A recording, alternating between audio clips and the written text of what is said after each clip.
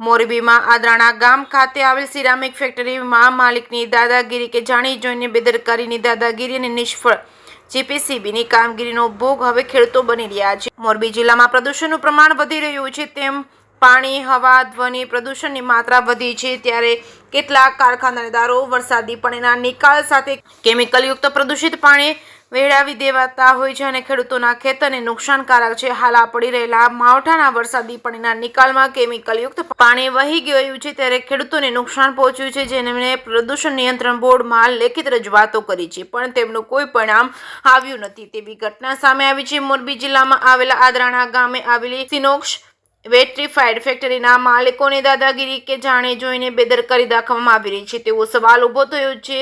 સિનોક્સ વેટ્રીફાઈડ ફેક્ટરીમાંથી થતા પ્રદૂષણના કારણે ખેતીનો પાકમાં સંપૂર્ણપણે નિષ્ફળતા મળી છે। મોરબી પ્રદૂષણ નિયંત્રણ બોર્ડની બેદરકારી કામગીરીના કારણે ખેડૂતોના ખેતરમાં પાક વાવેતર નિષ્ફળ ગયા છે તેવું ખેડૂતો જણાવી રહ્યા છે। આદરાણા ગામે આવેલી સિનોક્સ વેટ્રીફાઈડ ફેક્ટરીમાંથી હવા, પાણી અને પ્રદૂષણ ફેલાવી રહ્યા છે। ખેડૂતોએ મોરબી જિલ્લા પ્રદૂષણ નિયંત્રણ બોર્ડને લેખિત રજૂઆતો કરી છે। જેકે ગુજરાત સાથે શ્રીકાંત પટેલ, મોરબી। કમલેશભાઈ બાલુભાઈ ગરધરિયા આંધણા। અમારે કારખાના સિનોક્સ કારખાનાના હિસાબે જાજુ નુકસાન થાય સલ્ફરથી ને એનાથી, અને હાલમાં અમારો પાક ઊભો એમાં પણ નુકસાની છે અને અમે 4-5 જગ્યાએ અરજી દીધી, કોઈ પણ જવાબ આવતો નથી। પૈસા લઈને એ લોકો છૂટી જાય। કયા પ્રકારની અને કયા કયા પાકને આ નુકસાની? ચા છે, પછી કપાસ છે, મગફળી છે, કાંઈ પણ। આગામી દિવસોમાં જો આના સ્થિતિ રહેશે તો કેટલું નુકસાની તમારે ભોગવવી પડે છે અને શું તમે આગામી કાર્યવાહી કરશો? અમે રસ્તા રોકો આંદોલન કરશું, આનો કાંઈ જવાબ નહીં આવે તો, ને કાંઈ પણ આગળ જઈશું। કેટલા વર્ષથી આ તકલીફ તમે ભોગવી? 5 વર્ષ થયા।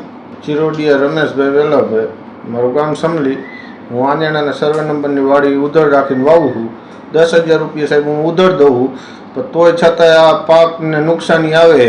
આ કારખાનાના ધુવાણાના હિસાબે, આ પાણીનો નિકાલ કાઢે એના હિસાબે, આ સલ્ફર ઉડીને આવે એટલે એના હિસાબે મારે અત્યારે હાલમાં બધો મોલ બગડી ગયો। મગફળી બગડી ગઈ, કપાસ બગડી ગયો।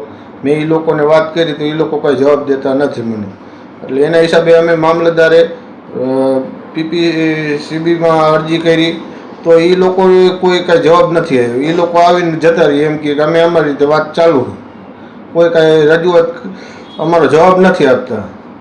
એટલે આમાં અમને ભારે નુકસાની આવી। હવે આમાં ઉધાર ભરવી કે અમારે કેવી રીતે આમાં ખેતી કામ કરવું?